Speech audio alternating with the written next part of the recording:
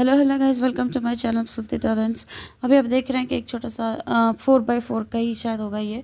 उस time board पे मैं पेंटिंग कर रही हूँ और पेंटिंग का सब्जेक्ट ऑफ कोर्स वही है, स्कैरी स्पूकी टाइप का जो अभी चल रहा है हैलोवीन का। और इसका मैं सोच रही हूँ कि बना लेते हैं चलो, क्योंकि इस टाइप की चीज़ें मैं बहुत कम बनाती हूँ अदरवाइज़।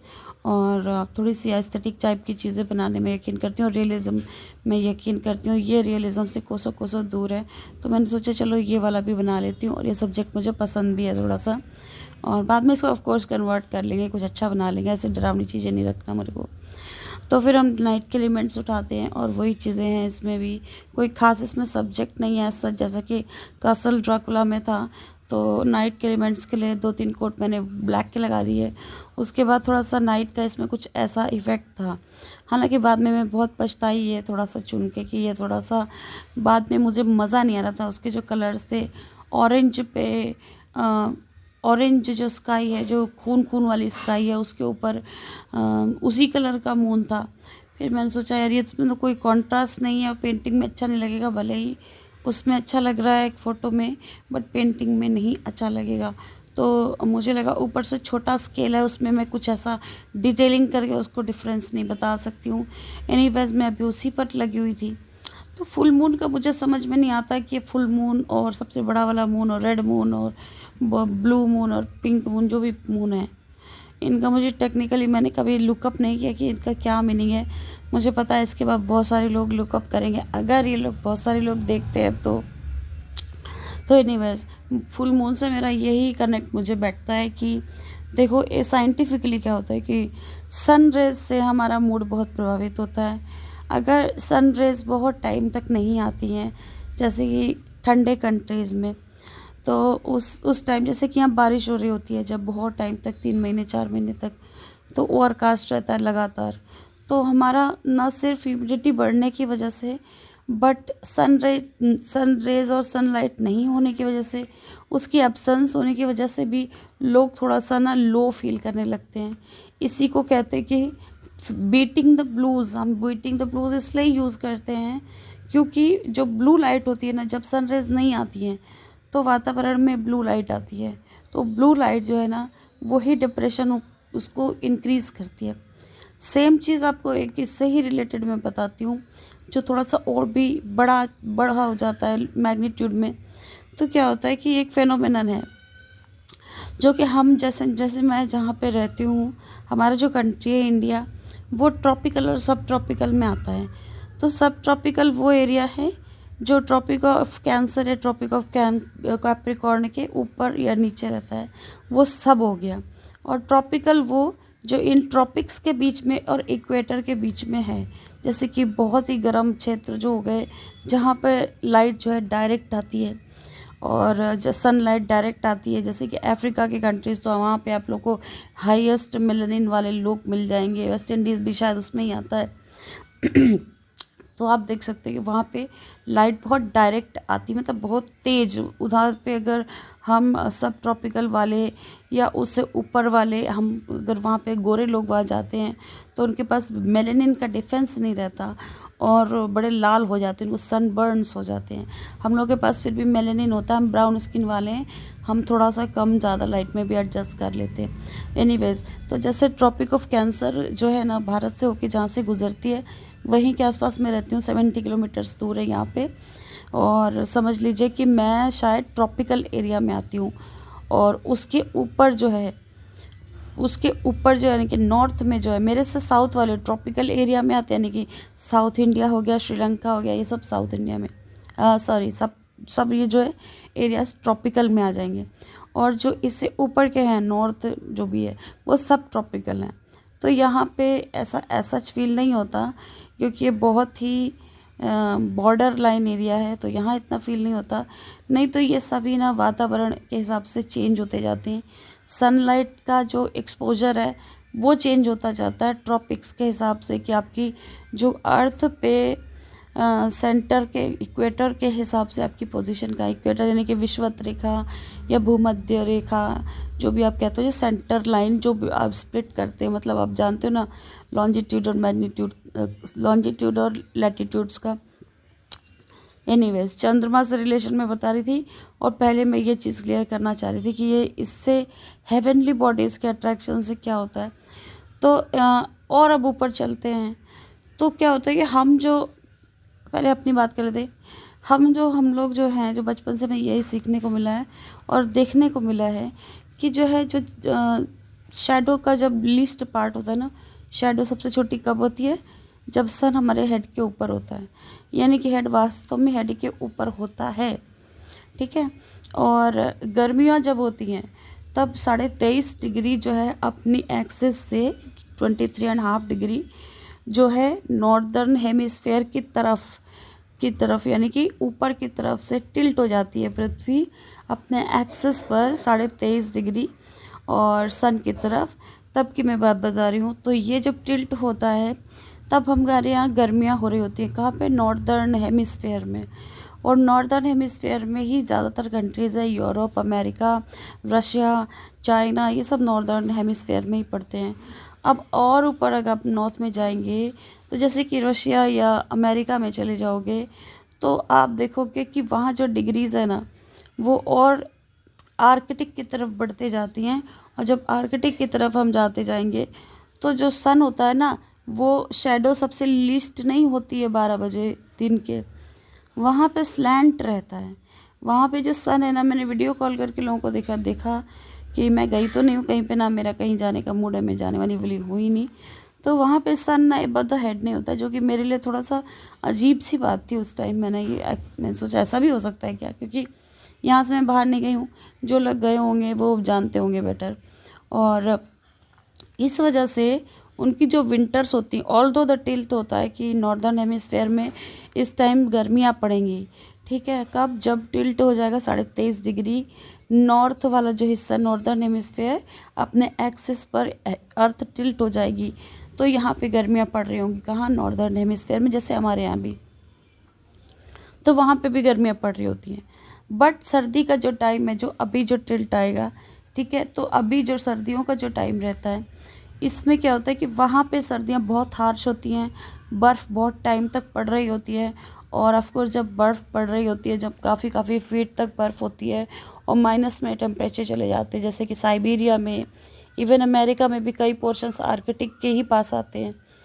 तो वहाँ पे काफ़ी दिनों तक बर्फ़ पड़ती है और काफ़ी दिनों तक सनलाइट आती नहीं। एक तो सनलाइट उनकी जो गर्मी में भी आती है तो वो इतनी डायरेक्ट नहीं आती है जितनी हमारे कंट्रीज़ में आती है।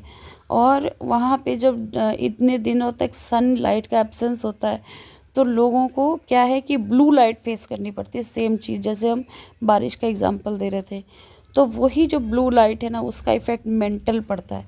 अब आपको समझ में आएगा कि मैं कहाँ से लिंक करने की इसको कोशिश कर रही हूँ।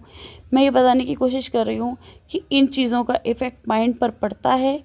इस वजह से शायद जो फुल मून होता है, जो चंद्रमा जब फुल होता है, हेवनली बॉडीज़ का रोशनी का शायद कोई इफ़ेक्ट पड़ता होगा। ऑल्दो ये स्टडीज़ के द्वारा प्रूवन नहीं है और हम इसको एज श्योर नहीं कह सकते, बट हमने ऑब्ज़र्व किया है कि जैसे जो आप कह सकते हो, जो चंद्रमा जब फुल मून होता है और चंद्रमा अपने अपोजी पेरिजी में सबसे क्लोजेस्ट में आ जाता है एज़ कम्पेयर टू अर्थ, तो क्या होता है, हाई टाइड्स आते हैं। तो यानी कि जो ग्रेविटेशनल पुल होता है बॉडीज़ का, अर्थ का चंद्रमा की तरफ और चंद्रमा का अर्थ की तरफ, इसी को लॉ ऑफ अट्रैक्शन कहते हैं।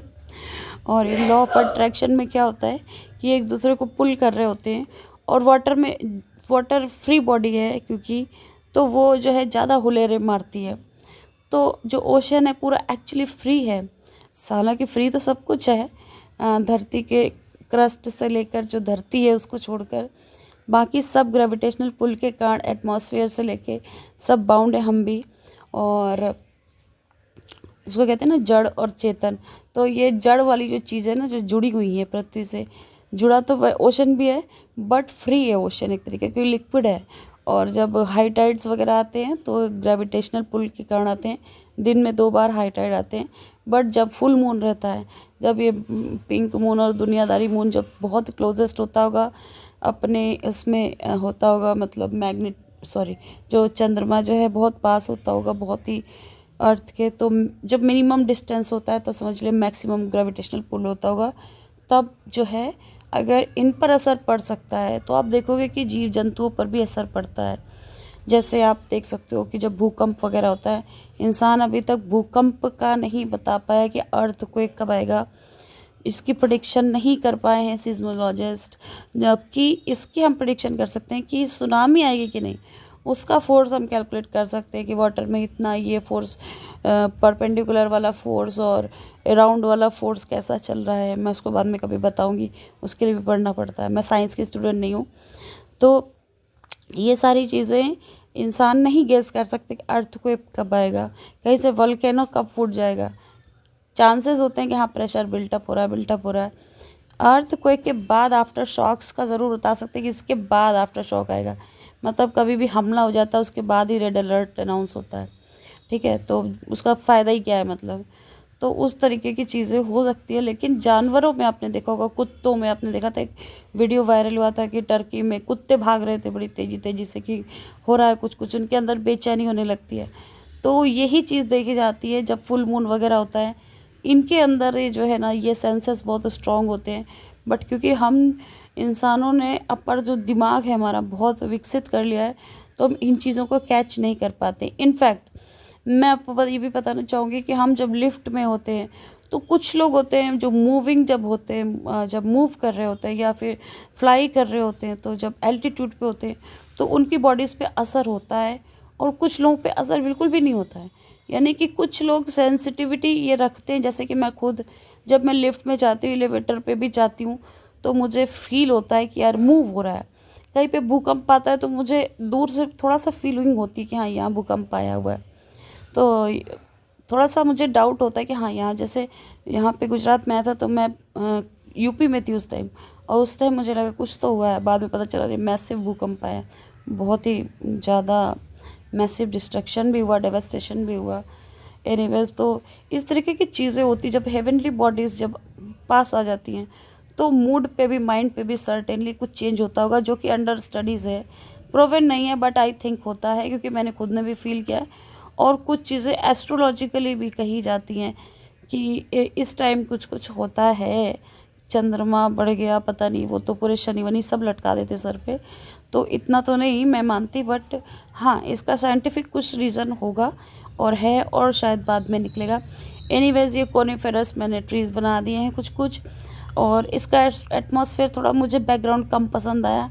मैं चाह रही थी कि स्काई में कुछ दिखाई दे और कुछ लाल पीला और उस टाइप का कुछ कुछ दिखाई दे, बट मुझे लगा कि बहुत ही छोटी स्क्रीन है, और जो वो पिक्चर थी वो एक्चुअली काफ़ी 16:9 की थी, और वो काफ़ी बड़ी होती है, और मैंने इसका सिर्फ एक पोर्शन कंप्लीट किया है। और मेरा जो है दिमाग था कि मैं उस साइड वाला भी कंप्लीट इसी में ले आऊँ, बट नहीं ला सकते ऑफ कोर्स। एक छोटे से फ्रेम में आप एक ही चीज़ लाओ तो अच्छा है, उस साइड का कहाँ से लेके आओगे। तो आप सोच लीजिए कि ये एक्सट्रीम लेफ़्ट वाला पोजीशन का मैंने बनाया है। तो एक जो चंद्रमा है वो बहुत बड़ा बनाया हुआ है, मैं से ऐसा रंगीन टाइप का, थोड़ा सा ड्रामेटिक इफेक्ट देने के लिए भूतिया घर बना रही हूँ अभी। कोनिफेरस ट्रीज़ बनाए हुए हैं। जो कोनिफेरस ट्रीज़ होते हैं ये ऑफकोर्स वहीं होते हैं जहाँ पे इनको पानी नहीं मिल रहा होता, और कोनिफेरस आप समझते हो ना, मतलब पत्तियाँ उनकी कोनी कोनी होती है, सिडार्थ वगैरह, केदार वगैरह जो भी कहते हैं उनको, और पाइन, इस तरीके के पेड़ होते हैं। ये पानी अपना सिक्योर रखने के लिए कोनिफेरस टाइप की इनकी लीव्स हो जाती हैं, पत्तियाँ ऐसी छैली छैली नहीं होती हैं जैसे नीम की हो गई। तो ये मैंने 2-3 कोनिफेरस पेड़ बना दिए। अब आप देखो कि शैडो में मैंने ब्लू से कुछ पेड़ बनाए हुए हैं दूर से। ये वाले जो पेड़ होते हैं कोनिफेरस वाले, बनाना बहुत ईजी है, और इसकी एक टेक्निक होती है जैसा कि मैंने आपको दिखाया, लाइन खींच दो और फिर ऐसा नीचे बनाते हुए आ जाओ, जिगजैग। और अगर आपको पास बनाना है तो थोड़ी पत्तियाँ उठी हुई या गिरी हुई, जैसा भी आप बनाना चाहो, थोड़ा डिटेलिंग दे सकते हो। थोड़ा तो ऐसा थोड़ी ना कि पेड़ वैसा ही वैसा होता है, थोड़ा तो हवा चलती है। तो और ये घर बना दिया मैंने थोड़ा सा भूतिया टाइप का, ज़्यादा इफ़ेक्ट नहीं दिया क्योंकि मुझे लग रहा है कि ऑलरेडी ओवर क्राउडेड है। उसके बाद पंपकिन इस सीज़न का प्रतीक है, ब्रांड एम्बेसडर है, तो पंपकिन ऑफ कोर्स मैंने बनाया हुआ है, लेकिन पंपकिन बहुत अच्छे से नहीं बनाया, बस खाली रेड धर दिया, 2 इधर और 2 उधर, ताकि इक्वल हो जाए। कभी क्या होता है किसी पेंटिंग को, ड्राइंग को हम बैलेंस करने की कोशिश करते हैं। ये मैंने बचपन में सिर्फ सुना हुआ था अपने आर्ट टीचर से, मुझे नहीं पता कि वो खुद ही उनकी बैलेंस नहीं रहती थी। एक ही तरफ पेड़ रहता था, एक ही तरफ पहाड़ रहता था, एक ही तरफ आदमी रहता था, बाकी सारा खाली। तो मुझे नहीं समझ आता था किस बैलेंस की बात करें, बट मेरे ख्याल से सारे तरीके की बैलेंस की बात करें तो ओवरऑल डिस्ट्रीब्यूशन। तो ये भूतिया घर भी मैंने ऐसा थोड़ा छोटा मोटा बना दिया क्योंकि डिस्टेंट है। आप डिस्टेंस वाले पेड़ देखोगे हल्के रंग के हैं, और इनकी आंखें भी मैंने छोटी छोटी बना दी हैं प्रतीक के रूप में। थोड़ी डिटेलिंग करनी थी, और क्योंकि मुझे बहुत ज़्यादा तो पसंद नहीं आई थी, बट मुझे लग रहा है ठीक ठाक है क्योंकि हमारा सब्जेक्ट ही ऐसा है। तो रियलिज़म से रिलेटेड नहीं है कुछ भी, इसमें कोई भूत प्रेत कुछ भी नहीं होता है। होता होगा बट प्लीज़ उस बारे में ज़्यादा दिमाग मत लगाओ, दिमाग लगाओगे तो सच में हो जाएगा। क्योंकि अंधेरे में ना हमारा ब्रेन कुछ ना कुछ उसका सेंस बनाने की कोशिश करता है। आपको कोई फिगर दिखेगा, फिर वो उसके हाथ पैर भी बना देगा, आंखें भी बना देगा, और आप कहोगे हाँ मैंने तो भूत देख लिया है। तो इसलिए ऐसी चीज़ों पे दिमाग मत लगाओ क्योंकि हमारा दिमाग ही खेलता है। तो ये एक भूतिया घर सा हो गया, बस इतनी ही पेंटिंग है मेरी, ये छोटी सी। ऊपर जो थोड़ा ज़्यादा रेड हो गया इसको भी मैंने इवन आउट कर दिया, बाद में आप देख सकते हो। ओके, लाइक शेयर सब्सक्राइब कर दिया करो, थोड़ी सी रीच बढ़ जाती है हमारी। 500 सब्सक्राइबर होने पे थैंक यू वेरी मच। और थोड़ा सा हमें सपोर्ट करते रहो, मतलब और थोड़ा क्या, करते ही रहना हमेशा। तो करते रहोगे तो मैं थोड़ा बेटर काम आपको करके दिखाऊंगी, हमें भी थोड़ा जोश ज़्यादा आ जाता है। तो anyways have a nice day and please keep supporting me. Like share subscribe कर दो, एंड अपना ख्याल रखो आप सभी लोग। सर्दियाँ खांसियाँ वगैरह बढ़ रही हैं, साइक्लोन आ रहे हैं, तैयार रहना सब लोग, अपना प्रिपरेशन रखना, सेफ रहना। Okay, bye bye and take care.